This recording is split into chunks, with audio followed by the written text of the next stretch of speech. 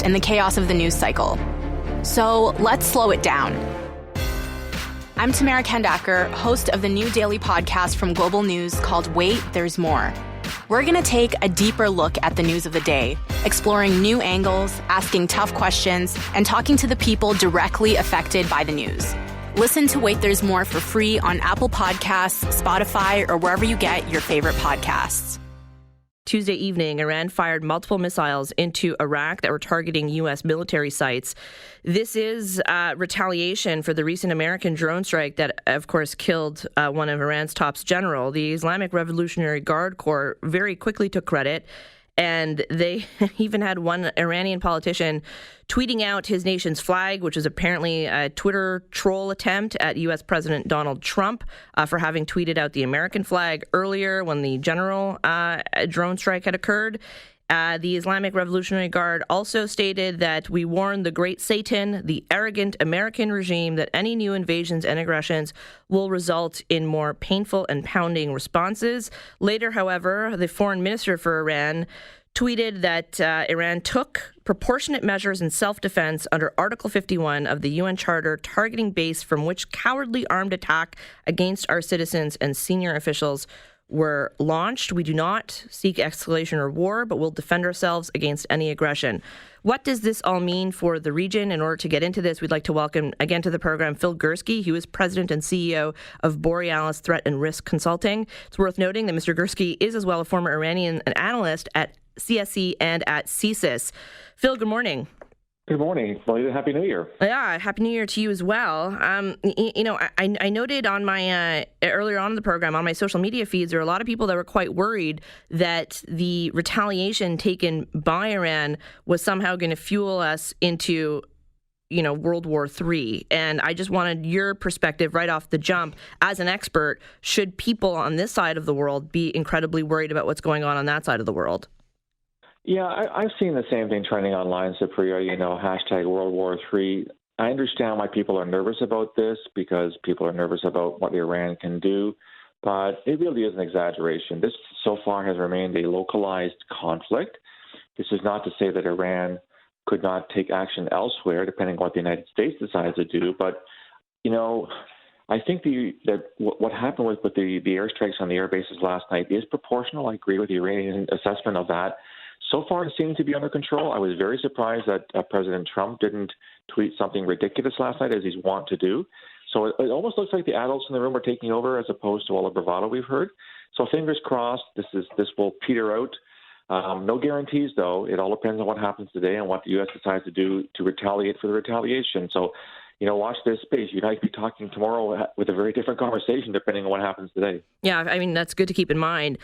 Phil, the other thing that Mike and I were wondering right off the jump is how this could possibly affect Canada, just in terms of our involvement, of course, with NATO. I'm paraphrasing here, but basically the concept of an attack on one of us is an attack on all of us, and we got to get in to help our people out here. Will that article end up being triggered in all of this? Yeah, I heard the same thing. So there's two possibilities here. First of all, is that Canada is still in Iraq helping to train Iraqi forces to fight ISIS, of course, the terrorist group, which should have been our first priority from day one. And there are a lot of news now that some NATO countries want to withdraw their troops from Iraq so they don't get caught in the wrong place at the wrong time. As for NATO Article 5, that is a possibility. But I just want to submit to your listeners that if the Americans call on us to, run to their rescue because of Article 5, this is the same president that's ridiculed NATO time and time again. He sees it as a useless alliance. He says it shouldn't be there. And for the Americans to turn around and say, oh, by the way, now we need NATO to help us, a little bit disingenuous on the U.S.'s part, don't you think? I mean, you can't call them a bunch of doofuses one day and say, oh, we need your help a second day. So I'm not sure about how the rules work with NATO. I mean, how obligatory it is. If one partner calls upon this article, you probably should talk more to a military expert. But fair enough. Yeah. I'm kind of put aside by this fact that you can't say one thing and then say another thing 5 days later. Yeah, I mean, yes, he has been known to do such things, though. When we were noting as well, this was yesterday, actually, before any of this had happened, but Toronto does have a very large Iranian population. I think I read somewhere that they're probably, in Canada, there's like the second largest proportion of Iranians outside of actual Iran. And then we saw protests over the weekend. How would CSIS go about perhaps monitoring anyone who could be potentially sympathetic to the regime right now?